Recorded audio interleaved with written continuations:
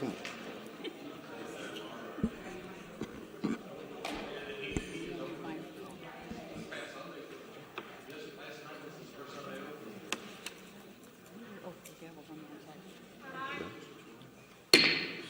Welcome to the June 10, 2019 meeting of the Florissant City Council. If you please rise for the Pledge of Allegiance.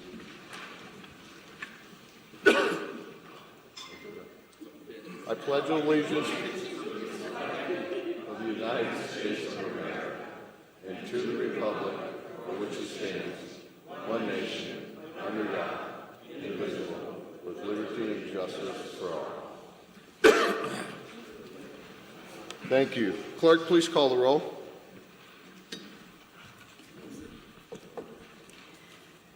Egan. Here. Caputa. Here. Shildroth. Here. Hanky. Here. Pagano. Parson. Siam. Harris. Here. Jones. Here. Next item is approval of minutes. Are there any corrections, additions in the meetings minutes of the executive meetings May 28, 2019? Hearing none. Councilman Shildroth moves to approve the minutes, second by Councilman Harris. Any discussion? All in favor? Aye. All opposed? Ayes have it. Minutes are approved. Next item is Beautiful Home Award.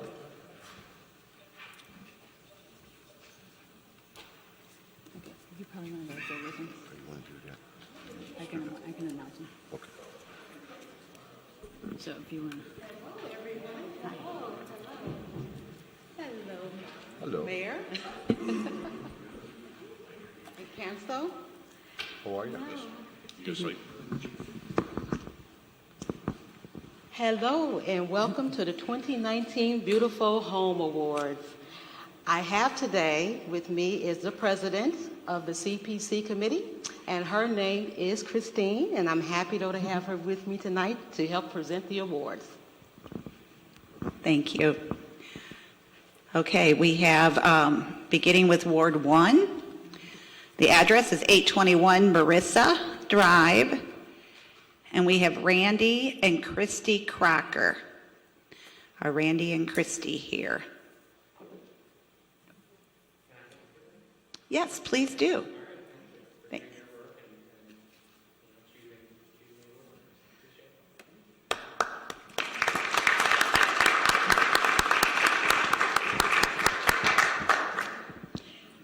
Ward 2, our winner is address 680 Duane Drive, Allen and Delores Clay.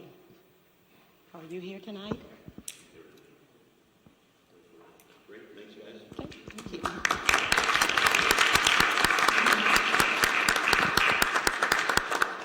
Okay, for Ward 3, 1940 Floridon Drive, Jeffrey Martin and Adriana Lampsky.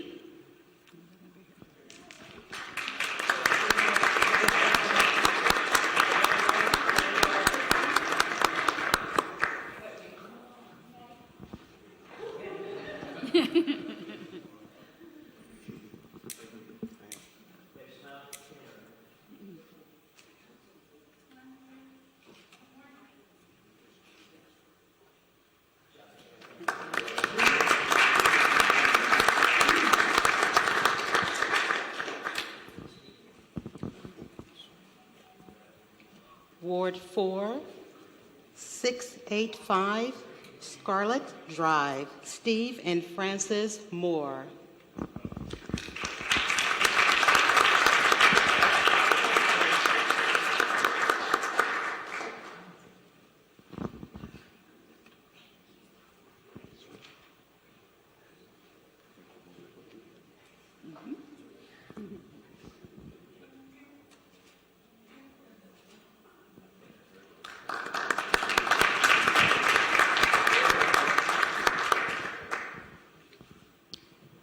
Ward 5, 206 North Costello, Mickey and Jean Burns.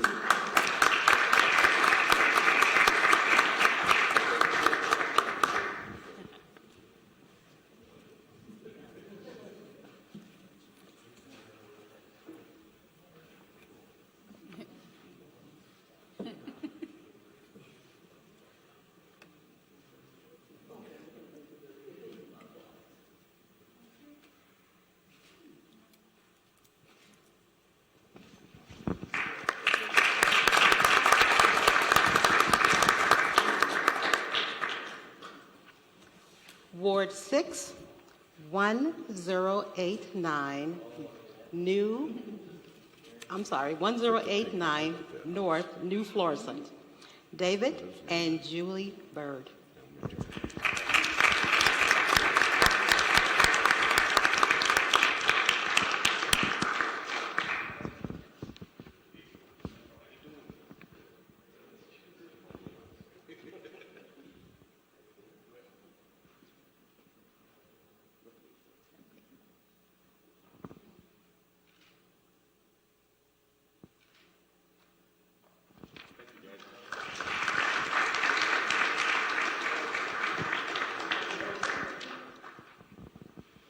Okay, Ward 7, 260 St. Gregory Drive, Martin and Laura Payer.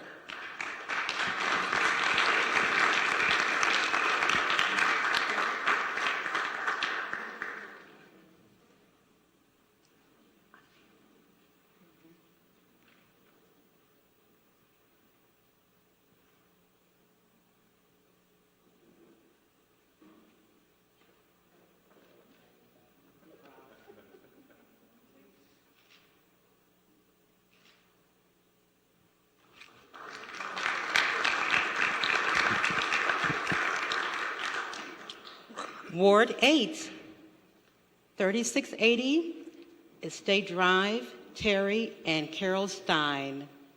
They were unavailable tonight, so we will see to them receiving their award.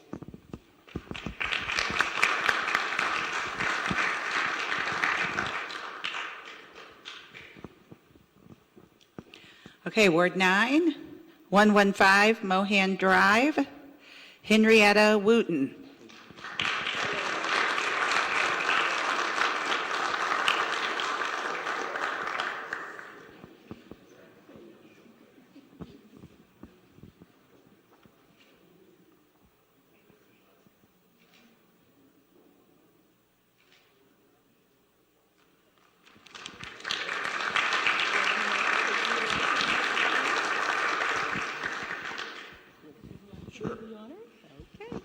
And then the Mayor's Choice Award, which I got to pick that one. I got absolutely zero help. Craig and Beth Goldstein, 307 North Lafayette. And first of all, absolutely beautiful home, but my son happened to buy the house directly across the street from them. And while we were rehabbing the house, these guys are out every day doing something in the yard. It's absolutely like a park. So, well, I was gonna say Craig, but I want to give you some credit too. But I mean, they were doing an outstanding job. So. I don't get the credit.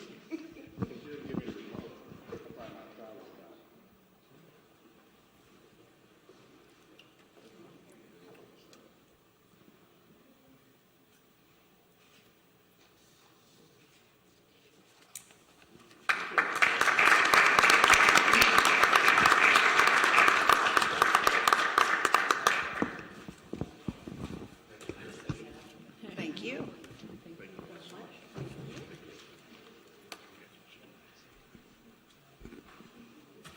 I'd like to congratulate everybody to the Beautiful Home Award. It's some pretty homes in this city, and it shows. Thank you.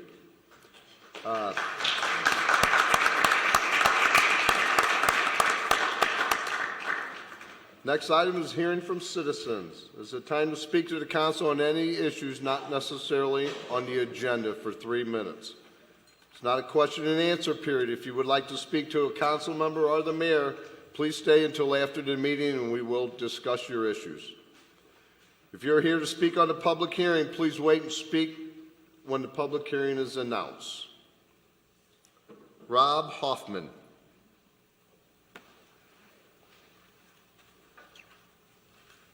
My name is Rob Hoffman. I live at 306 St. Louis Street, Montaigne House.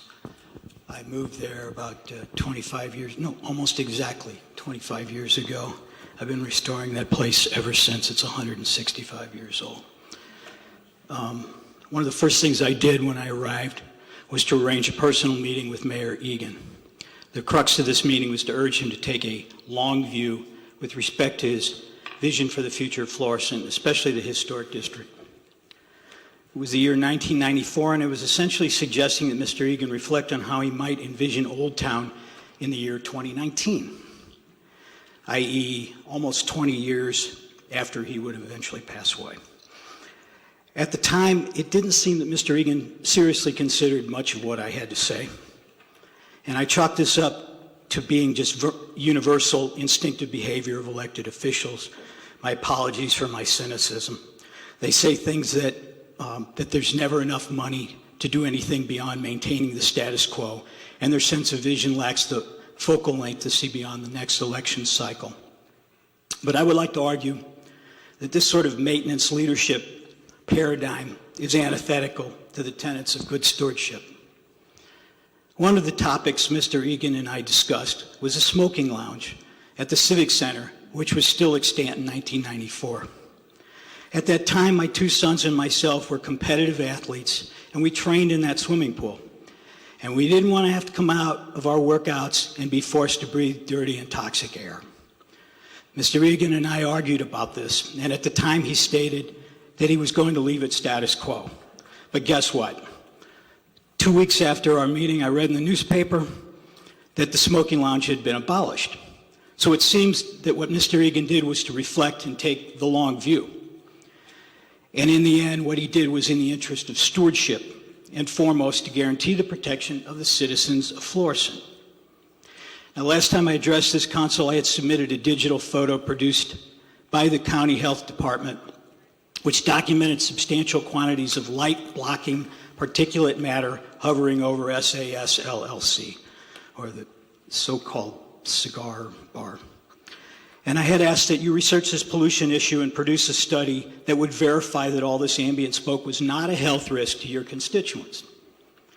Last November, as some of you may know, St. Charles County voters passed what they called the Smoke-Free Air Act of 2018. Among the provisions of this bill was to ban smoking from various outdoor areas, including business patios. Similar bills at that time were also passed in O'Fallon and Lake St. Louis. I want the council to be aware that I'm consulting with Truth Initiative and the ANR, which is Americans for Non-Smokers' Rights, and the St. Louis County Health Department, with the goal of helping the City Council to craft legislation for Florissant to help protect our citizens from the effects of tobacco use. In closing, I want to reiterate something I said last time you saw me. The CDT statistics on tobacco. It is the leading cause of preventable death in America, 480,000 per year. Sir, 40 you're 3 minutes up. minutes. Thank you. That's pretty much it.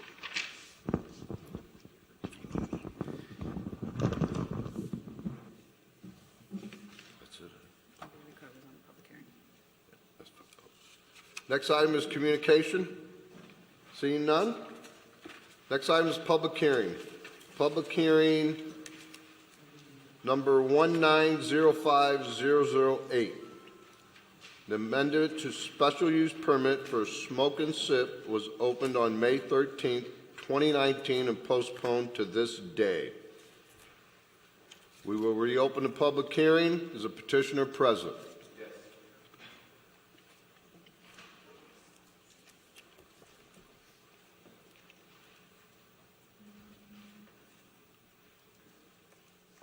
Good afternoon. Anthony Bolson, 132 Florissant.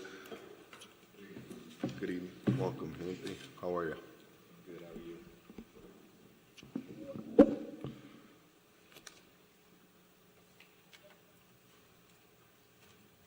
Troy? The last time you were here, Tony, we were supposed to get some kind of audiologist report, noise report on the possible addition. And when I talked to some companies about doing it, the biggest problem they ran into is without us having what we wanted to put up to enclose it, it would be hard for them to do a study. So we don't have that then? We don't have any type of a study saying until we can put up what we're going to put up to cover things up and drop them down, then they can do a study to tell us if there's a problem or not. So we're kind of at a catch-22 or at odds here. So we don't want to continue on with the approval of the structure till we get this report, but we can't get the report till you're saying till the structure's up. So we're Correct. kind of at a standoff here. Mr. Hessel, I don't know where we go without the requested report. I did want to address, while we're here though, some of the noise issues that have been still ongoing. And I am not an audiologist, so this is not a professional opinion. We stated this at the last time, that I personally don't think that this, if the sides are open, but you got a top on it, to me, it's just going to make the noise worse. If it allows more people to be out there, and the noise has been an issue, it's been an issue since the last time you were here was 2 meetings ago, and I happen to know that the police have been, several of the neighbors have called, including myself, have called on the noise level. So there's been no attempt to fix the noise, as if this one fix is going to eliminate the noise, and you know it's not. You know that it's not. And I disagree with you there, because we've done a lot of things to quiet it down on that patio. One is we haven't even been putting the TVs out very much like we had before. Two is we barely seldom play any music on the patio at all. Okay. And we have made sure and reminded people of the neighbors behind us to keep it quiet. So it has not been as noisy as it may have been before. Do we have any statistics? Do you know, did we get anything forward from that? With regards to calls? Yeah. Yeah, so we had the police department put together some statistics for the 3 bars right there, as we'll call them, the Smoke and Sip, VFW Post, and Bunkers, all within the same 2 blocks. From May 4th, 2018 to June 10th, 2019, we've had 86 calls at Smoke and Sip for disturbances, loud music, peace disturbance, public nuisance, those type of calls. We've had 3 calls at the VFW Post from that same time period. One was for a contacted complaint, which could be just informational more than anything else. 1 fight in progress and 1 intoxicated pedestrian. At Bunkers, which is at 297 St. Francis Street, we've had 3 calls of service during that time. 1 peace disturbance, 1 fight in progress, and 1 contacted complainant. The book that was just given to me is the chief's book on all the information about the police reports, everything that they've had to do with it, deal with Smoke and Sip from the police department's level. And that's everything that's in this book. Thank you. Thank you. And Tony, I've talked, you sat on my side porch, we've discussed this. It seems like no matter what we do, that this is not being taken serious. I disagree with you there. Well, then why are we still getting the calls? Why are the neighbors still calling? Wait, you can disagree, but I'm going to get my point out here. I'm getting my point across too. But what's happened since you come here with this, and the noise was what we were discussing, since then, there's been numerous, every weekend, there's calls to the police department about it. So something's not happening, and this is not going to cure that. Tony, I hope you have a great business there, but I'm going to tell you, unless the noise is handled first and foremost, it's not going to work, period. We can look at it this way too. I could have every patron on my thing make calls. I can get 100 calls to any business around there. They can make calls and say, disturbing the peace. Okay. All right? Anybody can do that. And every time, and don't get me wrong, I do know sometimes we have had some incidents out there where it may have gotten too noisy. But most of the time, it is not noisy. Just Sunday, this past Sunday, an officer came out on a lot. There was nothing, and he stood there and he even listened to his recording. He sat there for a few minutes and said, hey guys, I can't hear anything. And somebody called. And we get that all the time, Gerard. Well, no, that's not what happened, Sonny, and I can tell you exactly what happened because it was a neighbor down the street. Backing up to your first point, none of these calls have been cultivated by anyone, especially me. None of these calls have been cultivated saying you call. This goes back over a year now that these calls were made. So your assertion that there's possible some kind of a grand scheme here is dead wrong. I never said it was a grand scheme. Okay, but first of all, though, those for the and what happened Sunday, what you had on your lot Sunday was a group of Jeeps had come in. And these Jeeps were all playing loud music, and it was very loud, the bass, you could hear it shaking. And the neighbor who come over to me that called, when the policeman came down on the street, the Jeeps had, since he made the call, had left, and then it was quieted down again. But the call was made, it wasn't quiet when the call was made.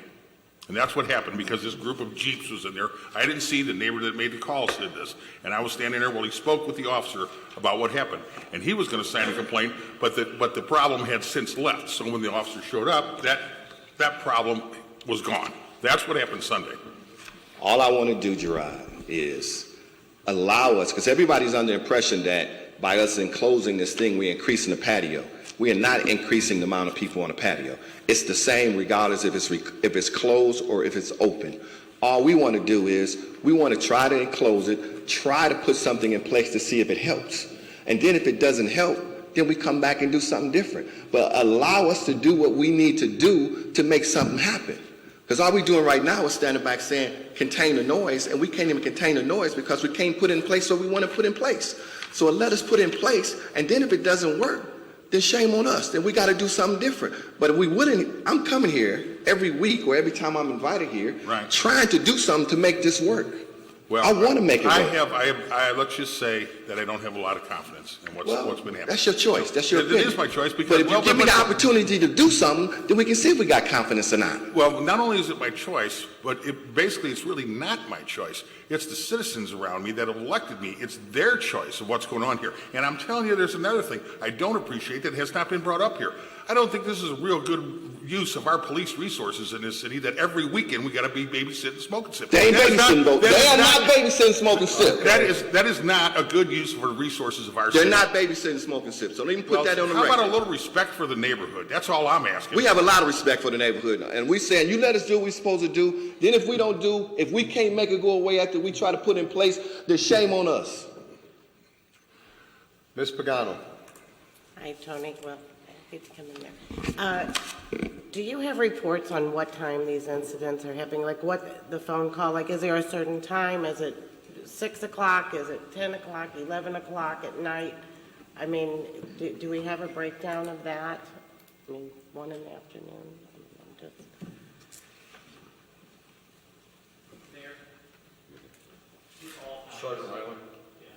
It's all times in the afternoon. In the afternoon? Okay. And then my other question, I'm going to go back to what I asked 2 weeks ago. Sorry, hold on, Jackie. Can you come up to the stand, please, sir?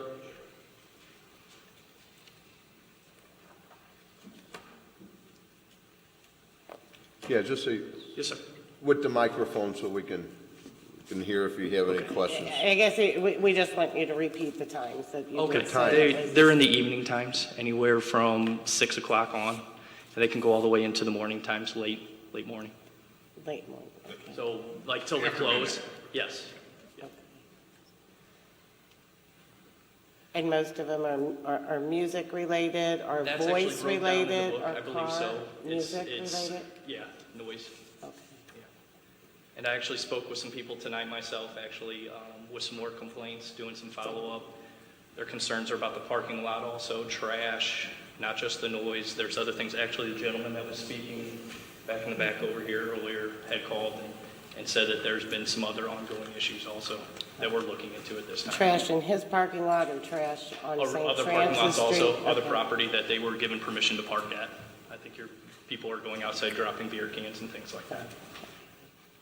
So, my next question is going to be to Tony again. And we talked about the structure, and I gave you the example of, where I had seen it. And again, I understand you're trying to prevent the noise, but I really think most of this is for the weather, which is understandable. We've had a lot of rain and things, because I still don't think if it was yesterday with the heat so high and closed in plastic, what are you going to do about it? I mean, I don't know what you're going to do. You're going to have to open that up.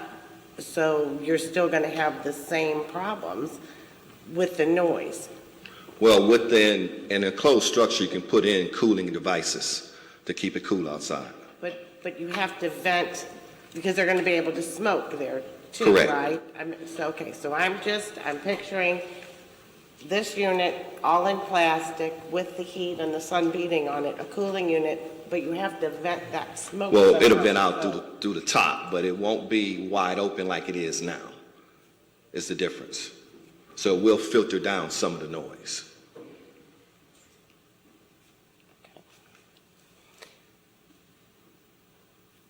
All right, I mean, that's my concern, is more of the heat, and I understand why you would want to do it for the weather. I mean, we've had days of rain where people could be sitting on the patio, so. All right, that's all I have, thank you. Thank you, Ms. Pagano. Mr. Siam. Thank you, Mr. President. Well, since the conversation did get to the smoke a little bit, we had asked last time if there was going to be a study about how the ventilation works and if there was a lot of smoke being vented to the surrounding houses in the neighborhood, since there were some complaints about that. And I was wondering if that had been looked at as well in the last Yes, it month has since we been. saw you. I had my ventilation guy come out and explain how the system thoroughly works to me. The way the system works is the filtration system, no smoke leaves the building. Now what does leave, because it goes through filters. Is that on? Yep. Well, you can go ahead and turn it on. Where that little sticky is up top. There you go.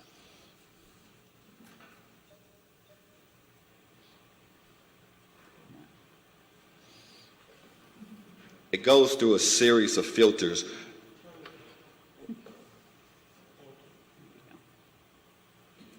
It goes through a series of filters through the ventilation system, which filters out the smoke, and then it's just the smell or whatever leaving the system.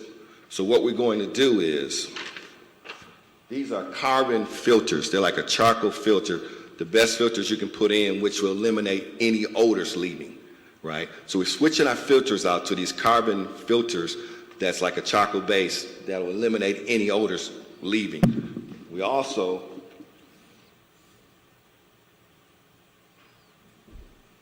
that's like a maintenance agreement with my heating and cooling system, the guy that put in the system.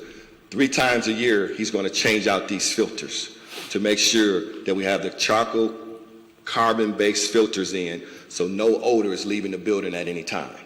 Okay, so right now odor does leave the building, but you're saying you change the type of filter that you use and that will change then? That changes everything. Okay. Well, thank you. That's all I have, I guess. Thank you, Ms. Siam. Mr. Hinkie. Yeah, Tony, I get a little excitable at times, okay? I hope you understand that. I apologize. I have much respect for you, Gerard. But the thing is, what you're showing me here, this is for the smoke that's inside the building. This has nothing to do with the patio.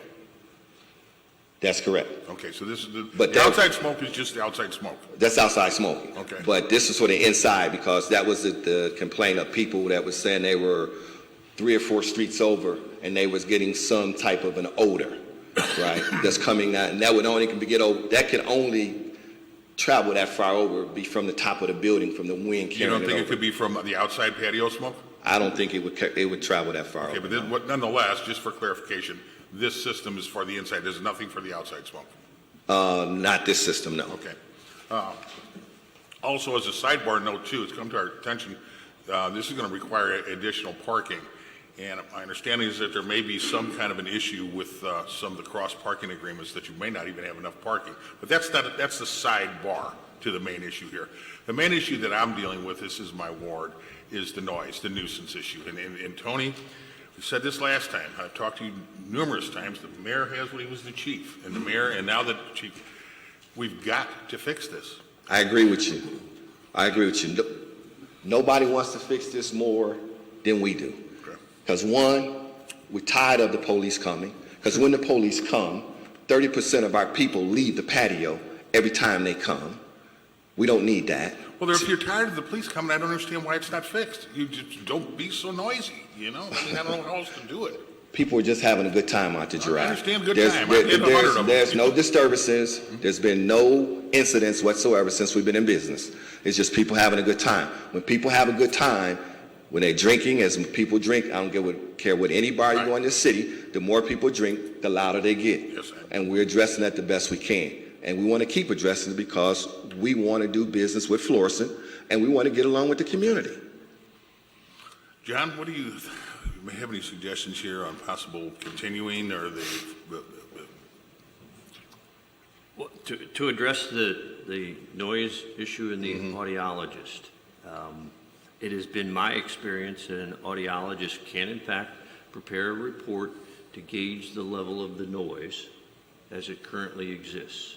Now, I've also retained audiologists not to gauge the impact that the Lawrence fabric structure and that fabric roof structure would have on noise, but I've certainly had audiologists prepare reports that could address the impact of structures on noise. Again, not an audiologist. I don't know what the impact would be. I don't know if it's positive or negative.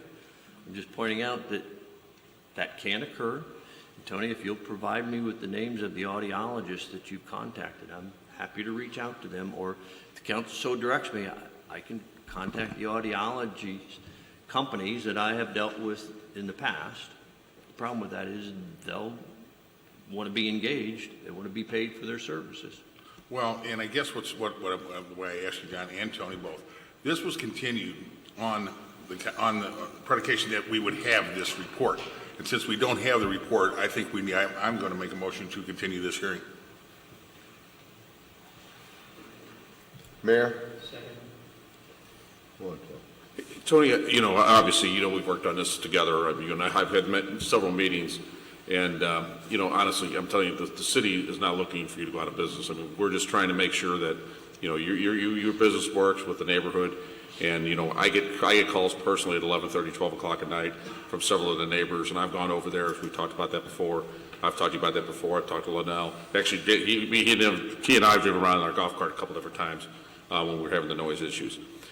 But I want to verify something you said tonight, is you said that you would be willing to do this work knowing that this may not work, and that if it doesn't work, you were going to find another fix to this problem to try to prevent the noise issues? We're willing to do whatever it takes, Mayor, to get it done. Yes. Right? We want to do the work because we think it's the right thing to do based on what the company here is telling us to do. And then we feel that it'll help. And if it doesn't help, then we're willing to do whatever it takes. Because, I want to resolve this issue because we need to move forward. Okay. Just want to make sure that's what I understood. Yes. Yes. Thank you, Mayor. Ms. Pagano? Again, I want to clarify, because when you talked about these filters, they are for inside only. You cannot put a filter where the plastic is outside, right? No. We're talking structure here. That's what the public hearing is, so that's why. So there's no way to ventilate that smoke other than opening up the plastic, correct? The way it works is, the way the roof comes over the structure, there's like a little vent area up at top that allows the smoke to get out, to allow some ventilation, because if we didn't, it'd be totally enclosed. And then if we totally enclose it, it becomes, as they told me in planning and zoning, if you totally enclose it, it becomes a part of the building, becomes an addition to the structure of the building, and that's what we're not trying to do. Right, but I understand. I don't know how big this opening is for the smoke. So I'm picturing myself sitting in there, and there's just this cloud of smoke with a little hole, and it's 80 degrees in there. That's what I can't get, how it's going to work during probably your peak season, which is the summer months. Does that make sense? No, I understand what you're saying. If they're going to sit in there, they're going to want to breathe. They're not going to want to sit in an enclosed area that a little bit of smoke's going out on top, and they're dying of heat. So, it's not like a building. It's not, because you can't enclose the whole thing. That's my big concern is right there, that you are going to have to open that up so people can breathe and not sweat to death. So, thank you. I'm sorry. But that's my only argument with this enclosure. It's not that I'm against it. I just don't know how it's going to work. And we're learning at the same time you're learning, to be honest. Right, because you can't put in that filtration system. Well, you can't put in smoke eaters on the outside. And once you do an enclosement, we can open up the doors from the inside, which will take advantage of the exhaust system from the inside too. So you will have it being exhausted that way. Okay. All right. Thank you. Mm-hmm. Thank you, Ms. Pagano. Mr. Egan. Thank you very much, Mr. President. I want to clarify something you said, Tony. You said that you were doing something that what the company, and you pointed this gentleman, recommends. And from last meeting, I don't recall you recommending that this was going to impact noise one way or the other. Is that true, or are you recommending that it would impact the noise? In theory, this will contain the noise. As far as the ventilation goes, I'm concerned with the noise. the noise, yeah, I mean, And how will it contain the noise? Because noise is like if you throw a pebble in the water, it moves out. What's going to be the barrier for the noise? I'm still a little confused. Well, the vinyl, yeah, it's gonna rebound inside. It's gonna be, but it's gonna keep it in, you know, we feel it would keep it more inside. And you did the one at Cyberg's, correct? Is that right? Yes, And correct. you've gone out there and used this as a test case? We have not done a sound study there. It Yeah. might be a good place to try one. I work in Maryland Heights, and I've been near there. That's why I'm asking. Yeah, no, Okay. we didn't do a sound study there. I would suggest that, my opinion is, I don't think that this I don't believe that the structure that you're building is really designed in any way, shape, or form, just my opinion, to contain sound as opposed to contain weather. It's not, or is it? It's not designed to. Do you mark it as a sound? No, we do not. Situation? No. Okay.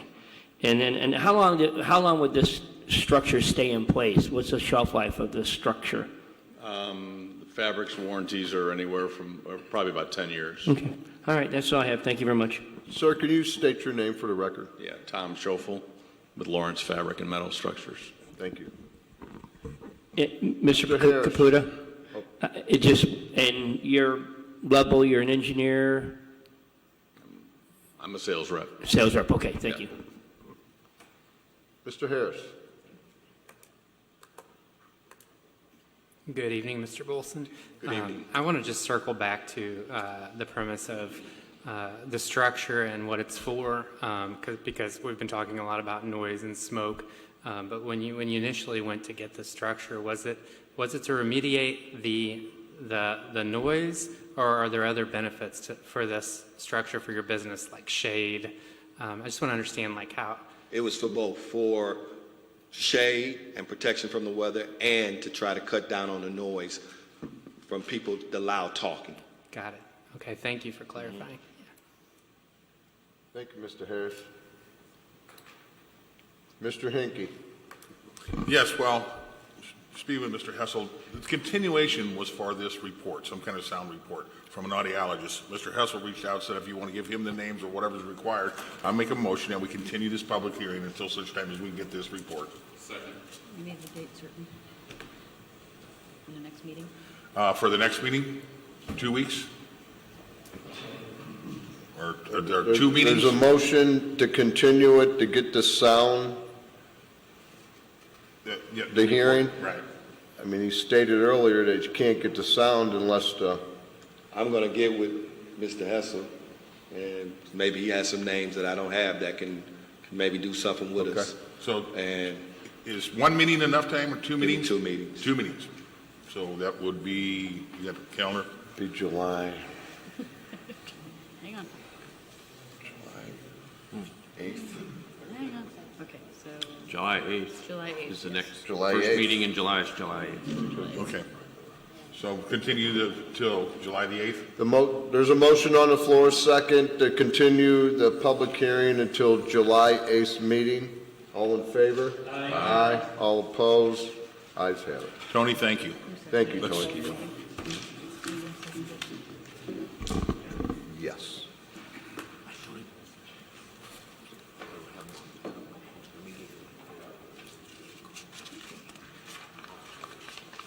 Next item is public hearing number 1906010.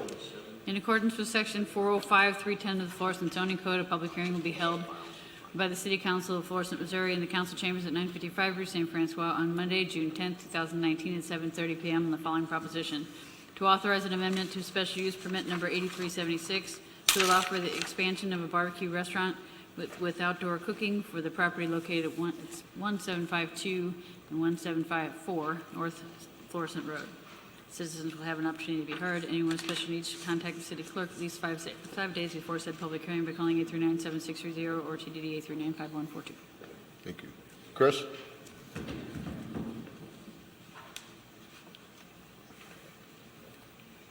How you doing? You state your name, please, for the record. Chris Alexander, 1752 North New Florissant Road, Florissant, Missouri. Thank you. See this? It's all on you now. Oh, Show well, us he what was you- asking me to submit some better drawings. Can you grab the mic, Chris? Oh, The microphone? The microphone. I think my voice deep enough. All right, so he was asking me, Tall, does it?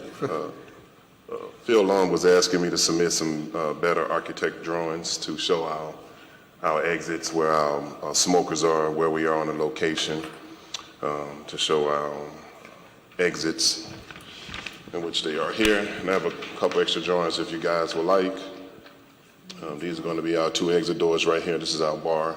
And what we want to do is expand our space, given that on Fridays and Saturdays we bring in bands. We have fundraisers at our restaurant, which we often give back of our own money to the community. These are our bathrooms. And with this expansion, eventually we want to expand our kitchen later on down the road as well, and take this area and make this a bathroom, so that we can have more space for the men and women when they go to the bathroom. And just for clarification, this dance floor right here is not making it a dance hall or a club. It's just so if you're with your wife or someone, you can get up and, I guess, dance, have fun. And this is going to be our stage right here, because we often bring in larger bands. So yeah, this is it. Mr. Siam. Thank you, Mr. President. Chris, I don't have any, personally, I don't have any questions for you because I've gone over your drawings and everything with you pretty extensively. But I did want to say how much I appreciate, what you do for the community. I see you publicly. You're always willing to lend a helping hand, feed hungry people and help with sandbags and Bell Fountain neighbors, and even close your business for your employees' safety or for those purposes and things like that. And I think that's really admirable. And I just wanted to let you know that I appreciate that, and that I support you in this expansion 100%. So thank you for what you do for the community. Thank you. Thank you, Ms. Siam. Before we close the public hearing, is there anyone in the audience who would like to comment on this public hearing?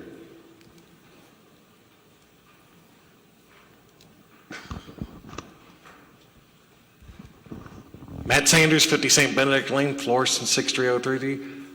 This guy is something else. From all the things he has done, from helping the North County Christian expand their weight room, from helping kids fight kids with cancer with the St. Baldrick's Foundation.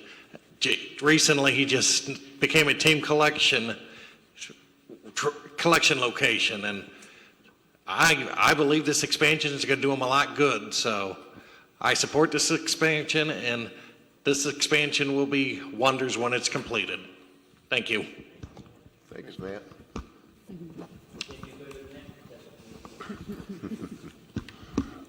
You got another. One more, Chris.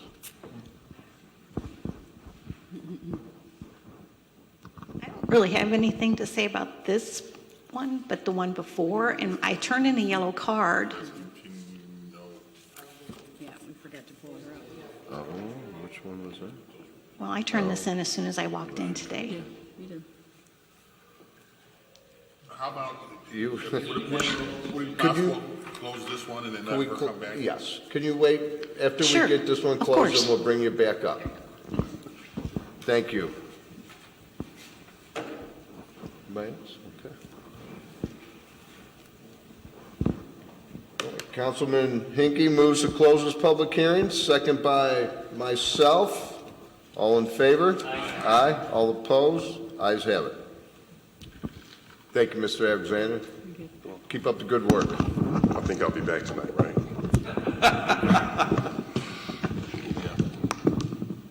Point of order. Can I ask? Yeah. Mr. Hinkie? Yeah, just a point of order. John, if we've continued the public hearing, We should have asked. was there any other, can your comments wait until the public hearing reopens in 2 meetings, or do you feel the need for this evening? It's your call, it's not my call, so. Okay. Suspend the rules. So suspend the rules? Procedurally, we cannot reopen the public hearing. but We can Correct, certainly because suspend it's- the rules to allow her to speak. Well, the And petitioner's then not at the here. next public hearing, you will need to ask the clerk to incorporate the comments made this evening into the public hearing. We'll have to sort of reiterate what they are. It's the only thing I know what to do, or she could certainly repeat them again at the next public hearing. Isn't it, the public hearing is actually closed. Correct. It's not closed, but it's close It's not to completed, but it is July closed for this 8th evening. meeting. Jeff? Because the public would not be able to speak on it, correct, until the 8th? Correct. In other words, go ahead. You always want to incorporate into the record those comments made during a public hearing. Now, there's instances where people submit letters and we incorporate them into the public hearing. So you can suspend the rules, hear what this kind person has to say this evening, incorporate those comments into the public hearing on July the 8th, or ask her to come back and visit us again and incorporate them as part of that public. I'll make a motion, we suspend the rules. Second by Mr. Egan, all in favor? Well, a discussion? I was going to have the comments, the only other comment that I have on this, and it's not that I'm trying to keep you from speaking, because I want you to speak, but the petitioner has left. And I think it would only be fair if the petitioner was available for the comments also. To me, it's a critical part of it. It's part of the process, I think. I'll withdraw my, I'll make a motion. You can just take a vote on it. She came here, she talked. Okay. Okay. That Susan came here, and I want to hear what she has to say. Okay, I'll second the motion. all right, there's a motion. Mr. Egan made a motion, second by Mr. Hinkie, all in favor? Aye. All opposed? No. Roll call, please. Egan. Yes. Woote. No. Shildroth. Yes. Hanky. No. Pagano. No. Parson. No. Siam. Yes. Harris. Yes. Jones. Yes.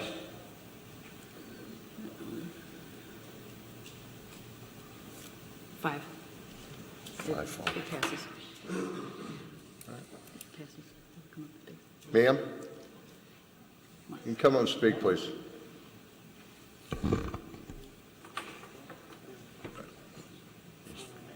I would come back on the 8th, but I won't be in town on the 8th. And I guess I filled out the card according to last time where we talked about the public hearing for the same event. Can you bring the state your name for the record, please? I'm sorry. I'm Mariska Snowalski. I live at 306 St. Louis Street in Thank Old you. Town. I've been doing a lot of research on noise abatement and the problems with noise abatement and health problems related to noise and people that are constantly bombarded with noise. And the safe limit for noise is 80 decibels for you not to lose hearing or have health problems. And the only way to do that is to get an acoustical engineer or an audiologist to come in and measure the decibels at different times of the day. For example, a restaurant might have 85 decibels on average. If there's live music, it goes up to 130 decibels, which is a dangerous level for people. If they have that for 15 minutes or more, it can damage your hearing. I also checked into different solutions to the problem that we're having, and I looked at the CDC, OSHA, and NOLO, which is a legal organization.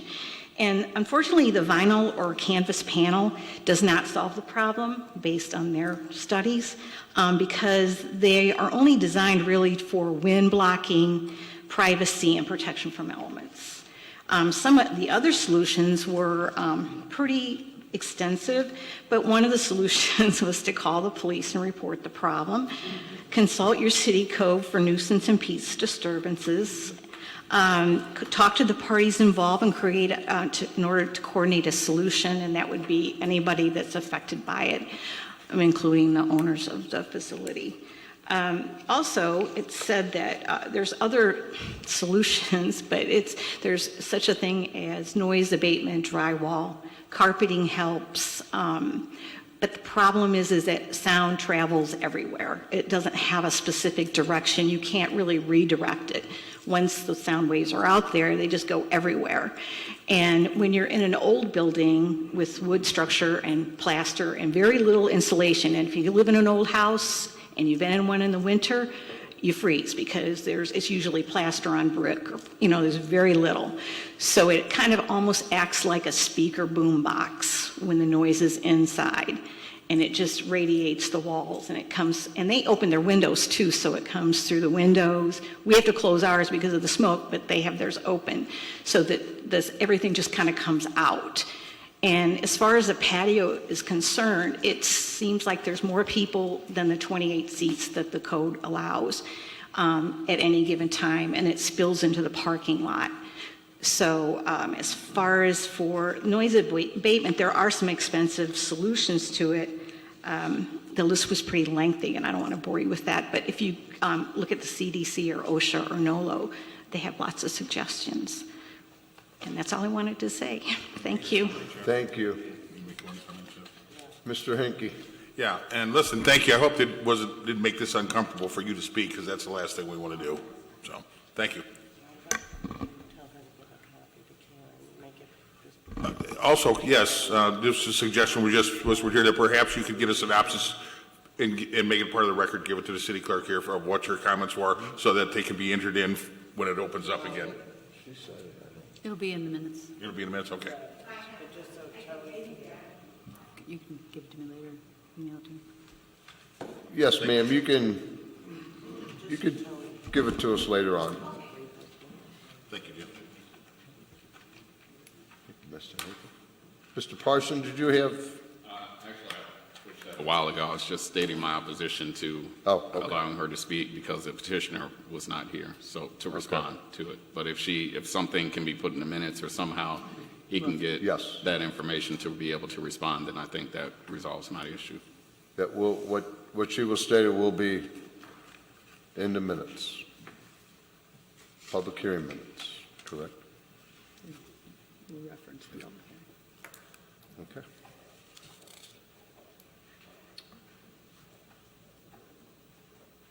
Next item is public hearing number 1906011. Notice is hereby given that a public hearing will be held by the City Council of the City of Florissant, Missouri, in the council chambers at 955 Rue St Francois on Monday, June 10, 2019 at 7:30 p.m. on the following proposition: to amend the zoning code to update and correct the definitions of adult daycare establishments. Citizens and parties of interest will have an opportunity to be heard at said public hearing. Anyone with special needs should contact the city clerk at least 5 days before said public hearing by calling 839-7630 or to DD 839-5142.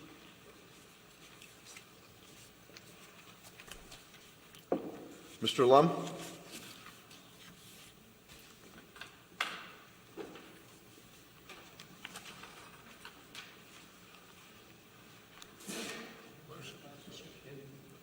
Yes, staff prepared an agenda item to coordinate the change in the business regulations, knowing that there would be soon.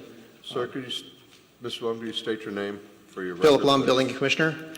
Knowing that there would soon be legislation in the business code regulations, we had the Planning and Zoning Commission consider an item to make changes to the zoning code so that they would be coordinated and consistent.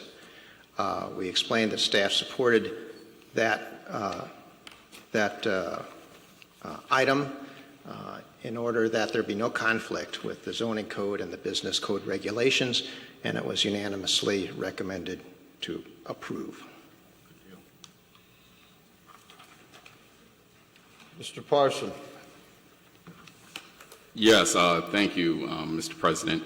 Mr. Lum, can you, I guess, tell me what the planning and zoning relied upon when they made the decision to, I guess, recommend approval on not having these in shopping centers? Was there any statistics? Was there any information you relied upon before you guys made that recommendation? Yes, staff did a lot of research. We polled all the municipalities in town from an organization similar to the one the city clerk uses to contact all the city clerks. I contacted all the building commissioners to see if there were similar regulations.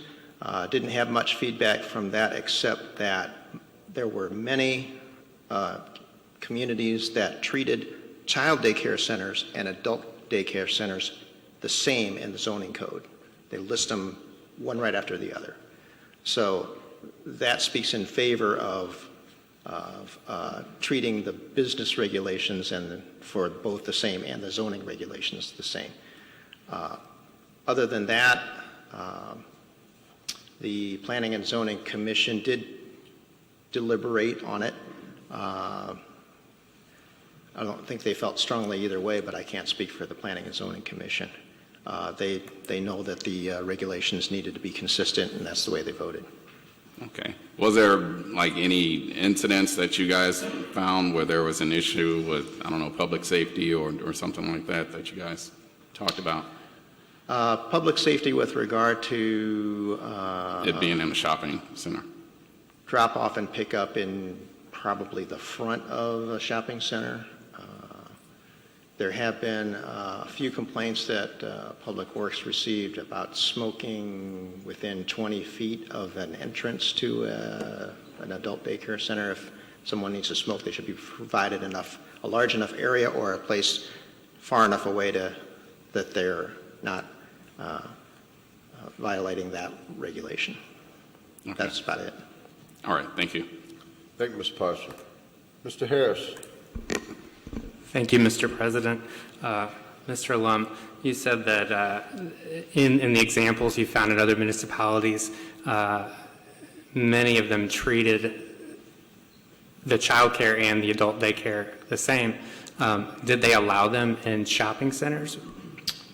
We couldn't find those that did not allow them in shopping centers, but we did find that that they were treated they were in the same definition. Right. So they treated them the same, but they allowed them. So at one time they were treated the same in Florissant because they were both allowed. They were actually permitted uses. Permitted, yes. right. And so, and about the use, when did it become a special permit instead of just a regular use? Became a special permit, I believe, in March of 2018. Okay, and how did that change occur? That was legislation similar to tonight. It's approved by the council. Okay, and then at that time, I believe there are adult daycares then operating that maybe they didn't go through the same process as some Correct. of the new ones ones. that I think I forwarded a list to the mayor today about. We had a list that we provided to Planning and Zoning Commissioner Lee at the last before the last Planning and Zoning meeting. At his insistence, that list was not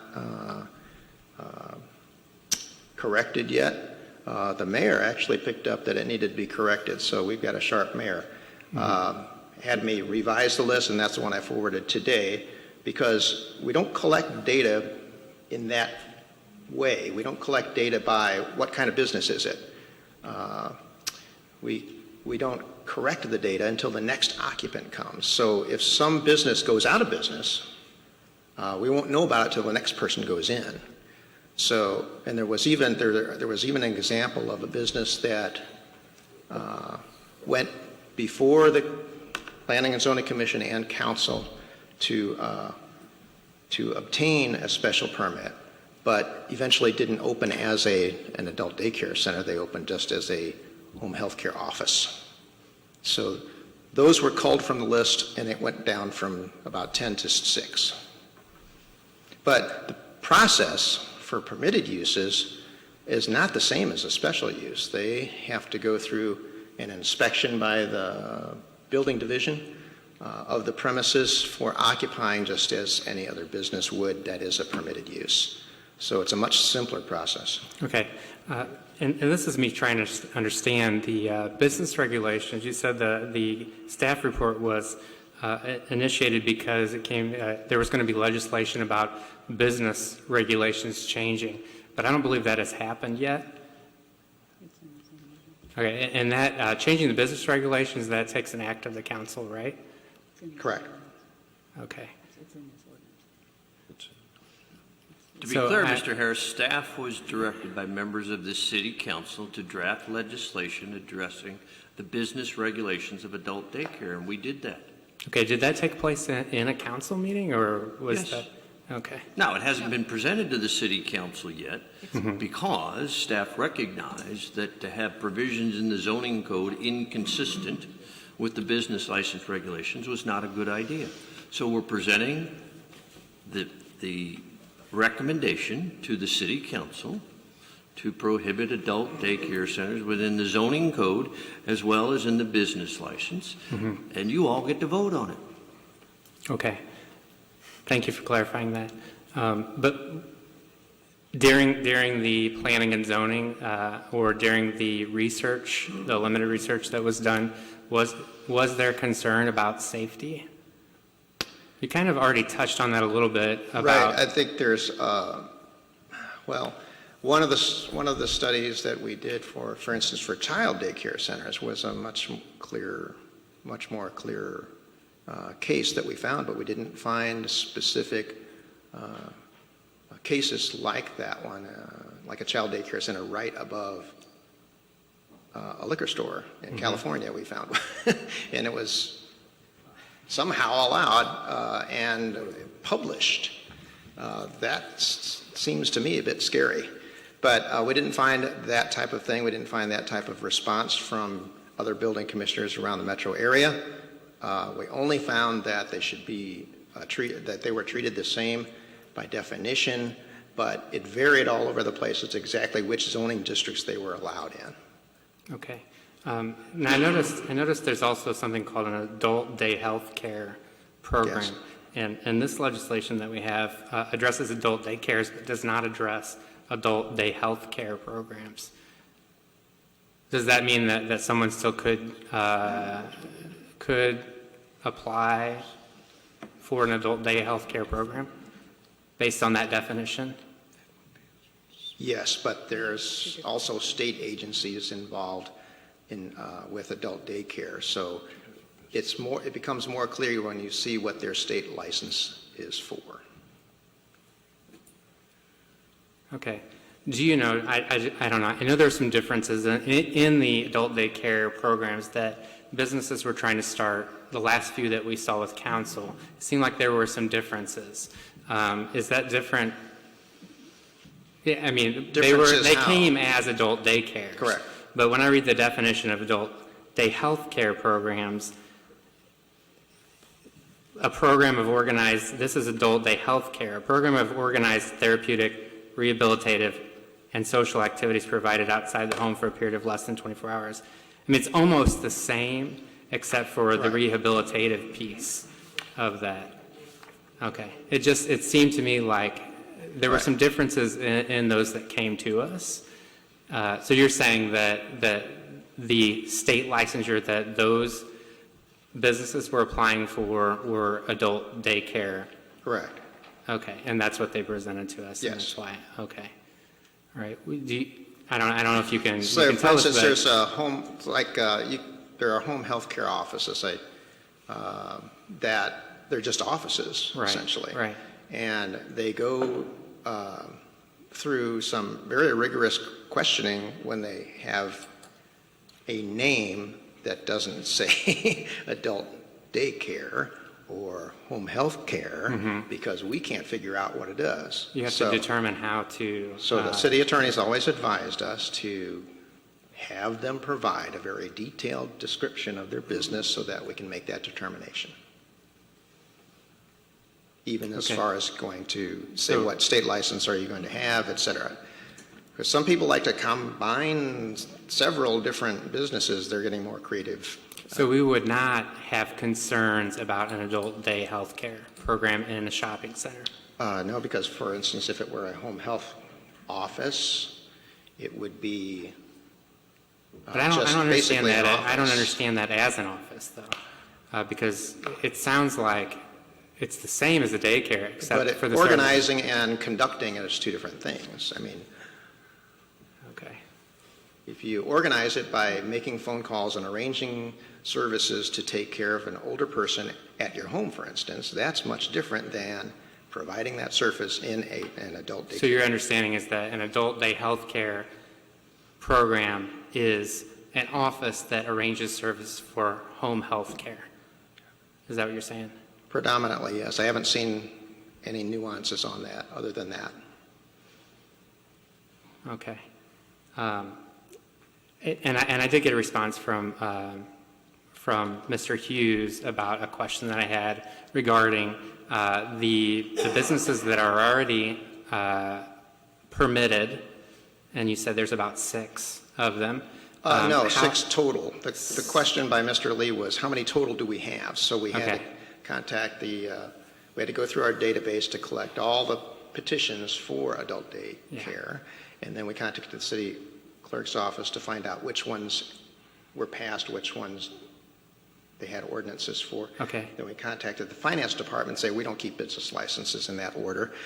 Of course, then they'd have to organize every type of business and then keep business licenses in that order, so we didn't get information there. So actually we had to do was take all of that information, put it together, and then make inspections to see who was still in business because we don't have the ones my question is just that I want to establish that Mr. Hughes replied to me that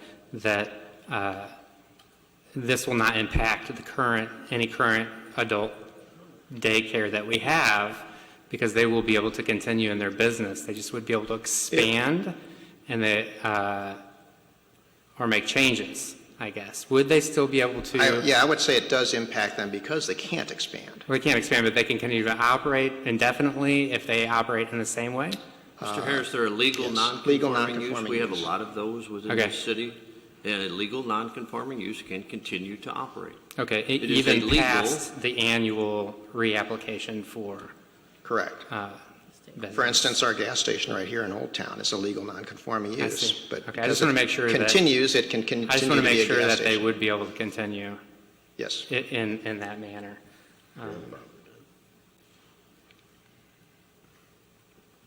Okay. The only other thing I was thinking was the definition of shopping center. Okay, can you talk about that? The definition of shopping center in the zoning code is any property that has more than one business under separate ownership or management. So if there are 2 businesses there, it's a shopping center. Mm-hmm. Right. So the two little building, mom and pop owned building is a shopping center by our zoning definition. And I think there was examples, probably more of the childcare that I found, where there were smaller buildings that look almost like standalone places. But I thought that is such a nuance of that could be an opportunity for an adult daycare in the future if they. And what we suggest to those folks looking at those buildings is you got to take the whole building. If it's a little building and you got 2, then if you take the whole building, then you've got 1 ownership and 1 management. Right. Okay. Thank you for your clarifications. Sure. Mr. Jones. Yeah, Mr. Lum, do we have something in place now for the child daycare in the shopping centers? Yes. Has anybody ever came in front of us about the child daycare putting a therapeutic thing in there for the children? Not yet. Okay, I just thought I'd clarify that. Thanks, sir.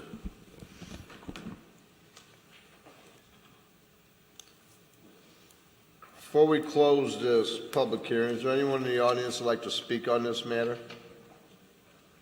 Seeing none. Mr. Shuldroff moves to close this public hearing, second by myself. All in favor? Aye. All opposed? Ayes have it. Thank you, Mr. Lum. You're welcome. Might as well stay. Okay. Go for it.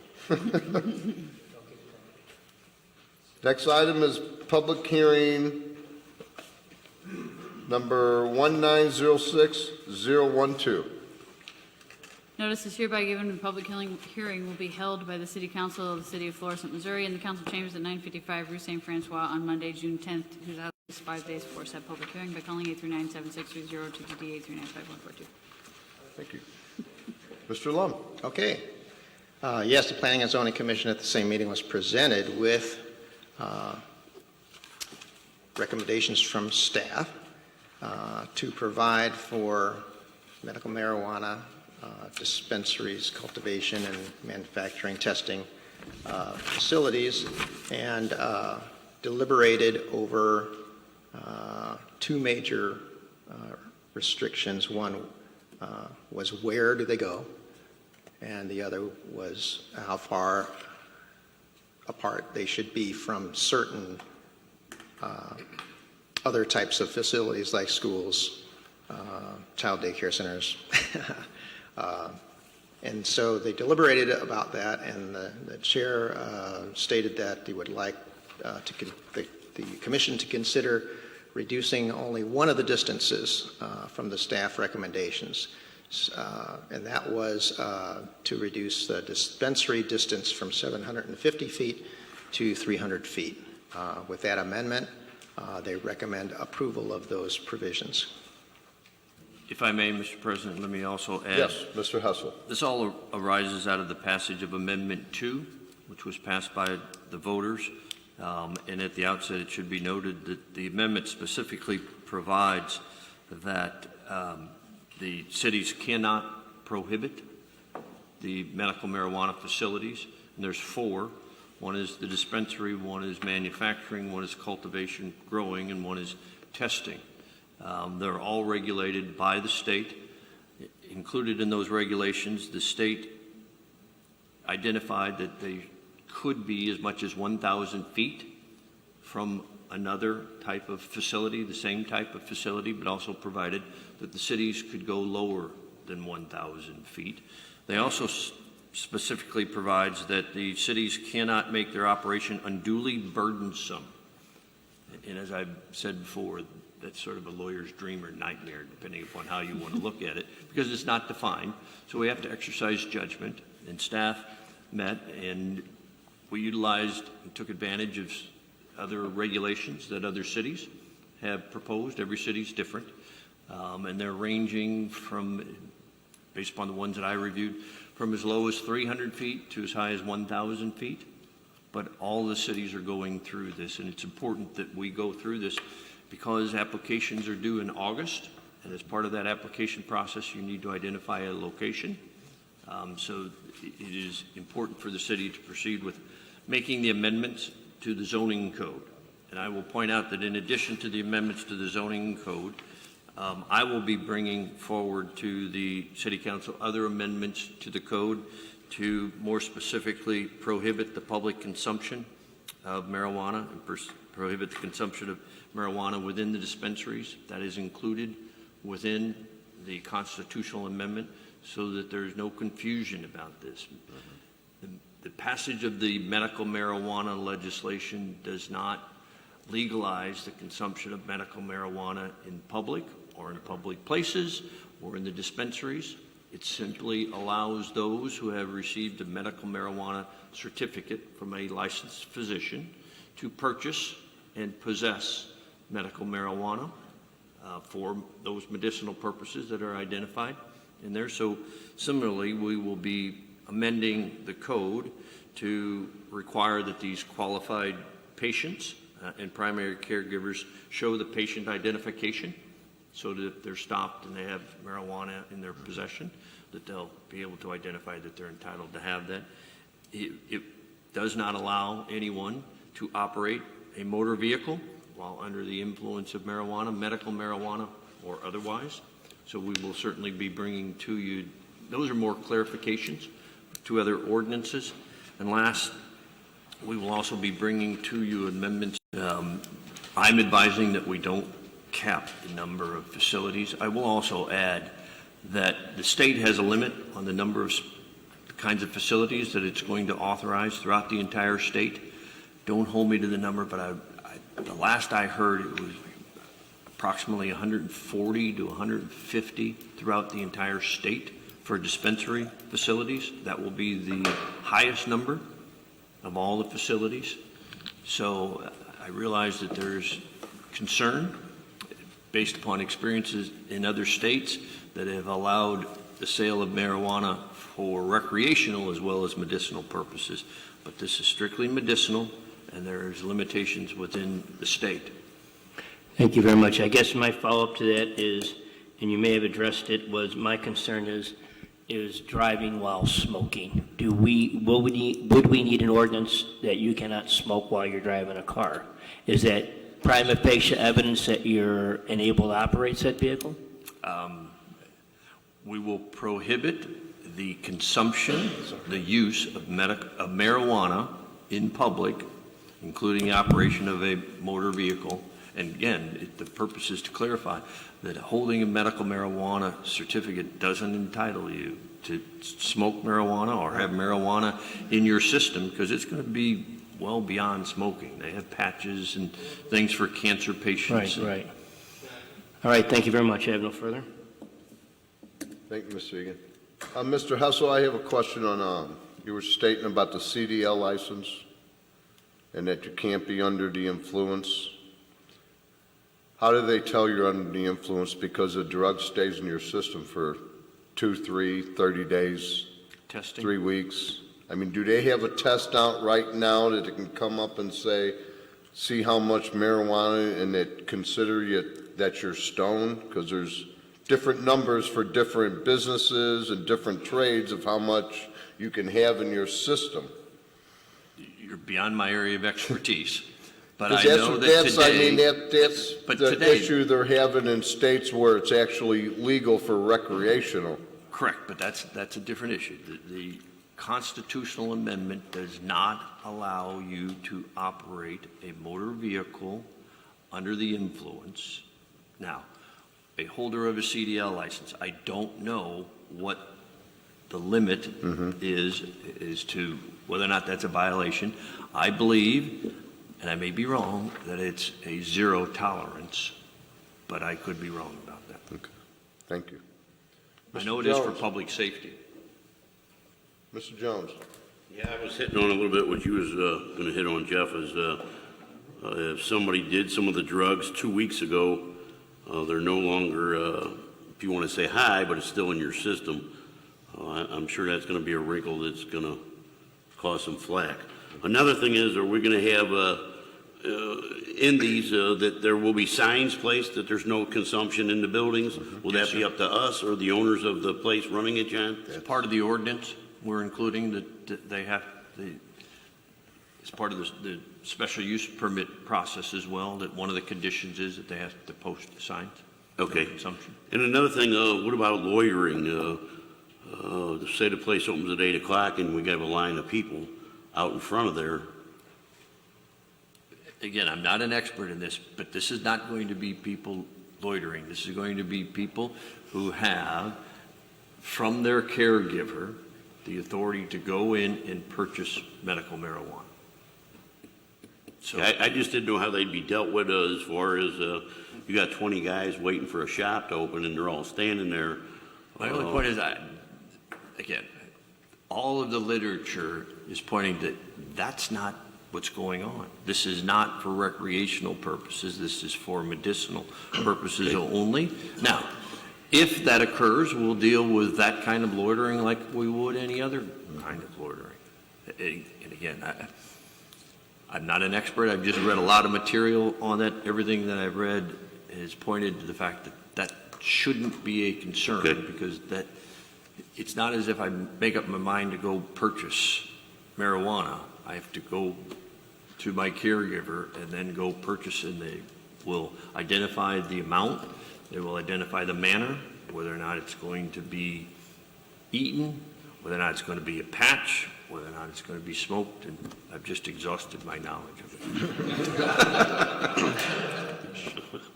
Okay, thanks. Mr. Harris. Yeah, I have two questions. One is, do we know that if pharmacies will be able to apply for these dispensary and do both, or does it have to be only dispensary of the medical marijuana? Well, I can say that that it has become a special use. So Well, that's on a state level, Phil. My answer is I don't know whether or not pharmacies can apply for an application from the state. It is my understanding from the literature the answer is no. Okay. There is a dispensary facility is different than a pharmacy. Now, Okay. and again, I don't know who's going to apply. I just know that the literature that I've read is that it's not going to be a typical pharmacy like we all Okay, know. and then my second question is, you mentioned that there was, you had the maps of what, 300 foot would look like versus 1,000 foot versus 750 foot.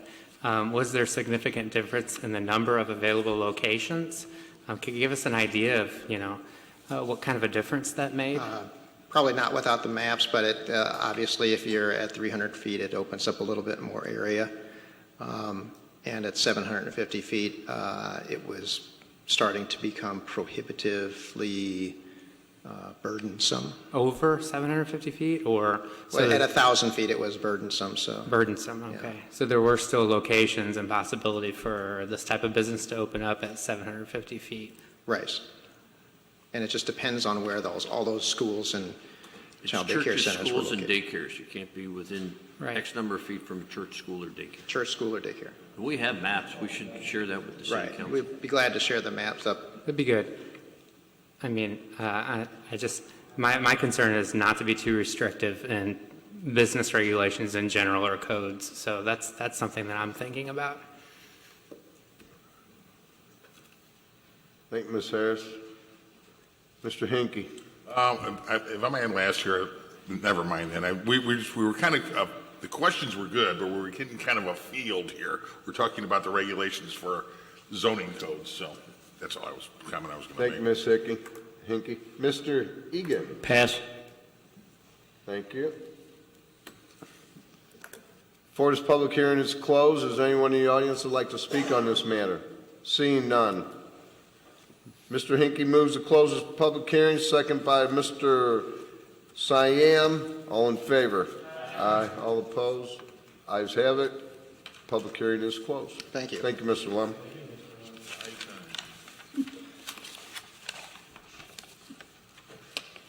Next item is old business, bills for a second reading. Councilman Parson moves for a third reading, second by myself. All in favor?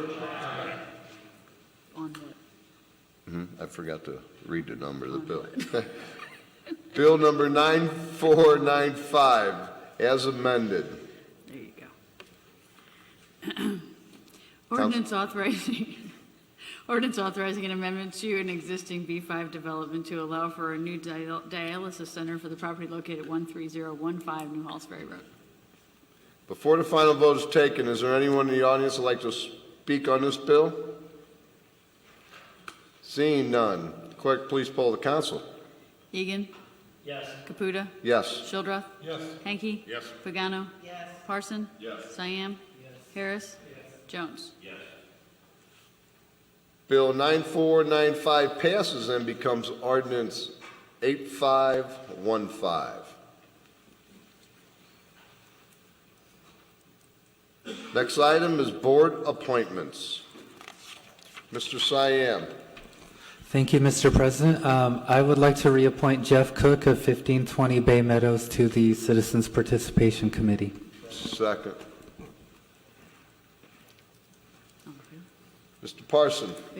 Yes, Mr. President, I would. Hold on, Mr. Parson. You know in favor? All in favor for Mr. Aye. Siam's? Aye. All opposed? Ayes have it. Thank you. Mr. Parson. Yes, I would like to reappoint Erica Hill to the Citizens Participation Commission. Second by Mr. Shildroff. All in favor?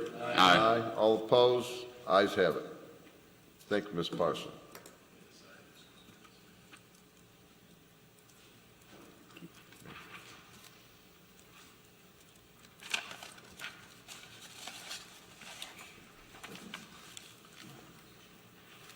I'll move to approve a packaged liquor license for Dollar General Store number 18943 located at 15275 New Halls Ferry Road. Second by Mr. Hinkie. Roll call, please. Egan. Yes. Caputa. No. Shildroth. Yes. Hanky. Yes. Pagano. She walked out. I was waiting for her. Parson. Yes. Siam. Yes. Harris. Yes. Jones. No. Liquor license is approved. Next item is bills for a first reading. Bill number 9496. Request to approve an amendment to special use permit number 8376 to allow for the expansion of a barbecue restaurant with outdoor cooking for the property located at 1752 through 1754 North Florissant Road. Bill number 9497. Ordinance amending Title 4, Section 405035 definitions and Title 6, Section 605380 definitions by amending the definition of adult daycare to prohibit adult daycare centers and shopping centers. Bill number 9498. Ordinance amending various sections of Chapter 405, the zoning code, to allow for medical marijuana-related uses. Bill number 9499. Ordinance amending Chapter 365090, parking standards, by adding a new subsection A6 and deleting Section 355120 in its entirety to allow for the regulation of parking commercial vehicles on residential streets. Mr. Shuldroff moves for a second reading. Second by Mr. Siam. All in favor? Aye. All opposed? Ayes have it. Ordinance amending Chapter 365090, parking standards, by adding a new subsection A6 and deleting Section 355120 in its entirety to allow for regulation of parking commercial vehicles on residential streets. Mr. Shuldroff moves for a third reading. Second by myself. Roll call, please. Egan.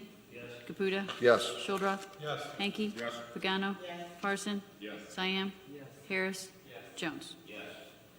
Ordinance amending Chapter 365090, parking standards, by adding a new subsection A6 and deleting Section 355120 in its entirety to allow for the regulation of parking vehicles, commercial vehicles on residential streets.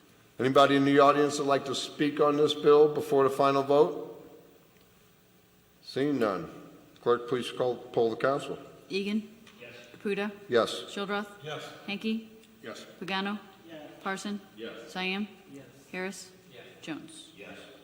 Bill number 9499 passes and become ordinance 8516. Bill number 9500. Ordinance amending Chapter 213 nuisances by deleting 213-10010 nuisances affecting health, subsection A16, and amending Section 213-040 enforcement to allow for the protection of a victim of an incident. Bill number 9501. Ordinance amending Article, what's that, 17? Residential Yes. rental real estate. 17. Those darn Roman numerals. Bill number 9502. Ordinance authorizing the mayor to enter into agreement with the Missouri Highways and Transportation Commission for improvements to Route I-270 North. Bill number 9503. An ordinance authorizing supplemental reappropriations of fiscal year 2018 outstanding purchase orders in various funds. Next item is council announcements. Mr. Egan. Thank you very much, Mr. President. Recently, Sauce Magazine had their annual poll of best food items in the city of St. Louis, or St. Louis region. Florissant was well represented. Old Town Donut #1. Hendel's took a #2 for best brunch. #3 went to favorite frozen dessert for Fitz's custard. Pearl Cafe, #3 in Thai food. Mattingly's got a honorable mention in sports bar, and there's a lot of sports bars in the area or in that region. And Las Fuentes had honorable mention for tacos. I would also throw in Ruiz as probably the best Mexican food this side of Mexico. But they blew it on a couple ones. And I know you find this hard to believe. I disagree with them. I think the best Mediterranean is in Ward #3, Sahara Med. I think that best salad dressing would go to cannolis. Pizza, where would we begin? Your choice, Peroni's, Roberto's, Amore, you pick. There's great pizza in Florissant. And BJ's, absolutely, thank you. And the one they blew the worst, they had Pappy's and Smoke and Salt as barbecue. And I know that we would maybe recommend 67, Highway 67, or Man's Meat. But it should have been St. Ferdinand Benefit Barbecue. Should have been the best barbecue in St. Louis. Thank you very much. See you next time. I'm here all week. Thank you, Mr. Egan. Mr. Siam. Thank you, Mr. President. I just wanted to give my residents a very early announcement that Ward 9 will be having a neighborhood watch meeting on Monday, July 29th at 7 p.m. in the Egan Center, and our neighborhood watch captains, Jeff Cook and Chris Manson, will be there. And I just wanted to encourage you to join and participate in our neighborhood watch, and I'll remind you a couple more times as well, and invitations will be going out in the mail in a few weeks as well. Thank you. That's all I have. Thank you, Mr. Siam. Mr. Jones. Yep, and I'd like to get a shout out to team like I always do, you guys. There's always somebody hungry morning, noon, or night. Team's always looking for volunteers, monies, canned goods, so please keep them in mind. Also, please watch your speed down Lindsay Lane. And I have not forgot about our trash in our city. I've pushed on that in the beginning when our signs were made. I do not want the city residents to think that we have forgot about you guys on that. We're going to kick that back up shortly again and start going after some different things to clean up our city. I know our mayor has been talking to the council about different things, and I appreciate that. So until then, you guys, like I said, we have not forgot the trash. Thanks. Thank you, Mr. Jones. Mr. Hinkie. Let's go Blues. Right. Let's go Blues. Thank you, Mr. Hinkie. Yes, I would like to say if you own a firearm, make sure you secure your firearm. Do not leave it in your vehicles. Make sure you keep it secured. If you're not a member of the Neighborhood Watch program, make sure you join. Our Neighborhood Watch program in our city is one of the best around. We are very proactive with our Neighborhood Watch, so make sure that you sign up for Neighborhood Watch. I'd like to piggyback on something Mr. Jones said about the trash. I know I have requested some of them feed the can signs be put up and secure on the trail. They have been put up, so hopefully the people that utilize that trail, make sure you keep it cleaned up. There's a lot of people that utilize that trail, and it's we've been pretty lucky about being it clean, so make sure we keep it clean. That's all I have. Mayor? I just got a few things. Just want to say congratulations to our Florissant Golf Course Superintendent, Andy Sprunt, for being named the Master Greenkeeper by the British and International Golf Greenkeepers Association. Last Wednesday, I believe it was, we did our walk through history program. We unveiled our 39th plaque in honor of Sergeant First Class Charles Prevedel, Vietnam War veteran, POW, Green Beret. Don't forget about our Fiesta in Florissant, which is going to be held on June 22nd and 23rd at the Knights of Columbus. Our next Wednesday night out is the Hat Party, which is going to be June 26th from 6 to 9 at 560 North Jefferson in front of Cordy's. Food Truck Night is going to be, our next one's going to be Friday, June 28th from 5 to 9 at the Knights of Columbus grounds. And of course, don't forget our wonderful 4th of July celebration, which will be held at the James J. Egan Center. Thank you, Mayor. Mr. Harris. Sure, I'm sorry that I didn't get this in there. I didn't know if someone else was going to mention it, but the Cardinals have a blood drive with Red Cross every year, and that's next week, Tuesday the 18th. Florissant's doing that at the James J. Egan Center. I did that last year. A lot of city staff came and citizens. I'm going to be there again this year, Tuesday the 18th. Give blood from 11 to 7 at James J. Egan Center. So just want to mention that. Thank you. Thank you, Ms. Harris. Yeah, I forgot to mention something too. Gutter gardens. They're terrible out there. If you have them, go outside, look in your gutters. If you have them, you got to get them cleaned up. They're a nuisance. They breed mosquitoes, and I know how bad the mosquitoes and these, what are they, buffalo gnats they call them? They're more like elephant gnats, if you ask me, instead of buffalo. But no, if go outside, look at your gutters, make sure you don't have nothing growing out of your gutters. If you do, make sure you get them cleaned up, because the city is going to start going out there and enforcing that. Thank you. Our next regular meeting will be, for the City Council, will be Monday, June 24th, 2019. Mr. Pagano moves to adjourn the regular meeting, second by Mr. Harris. All in favor? Aye. All opposed? Ayes have it. Thank you.